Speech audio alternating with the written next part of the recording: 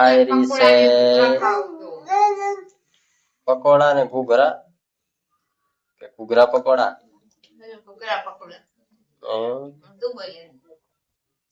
આપડા ઘૂઘરા પકોડાનો ઘણા દિવસે વ્લોગ એ નહીં ને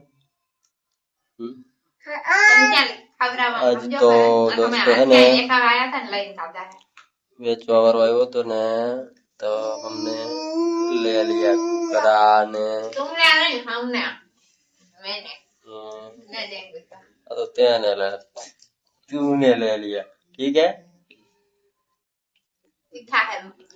तीखा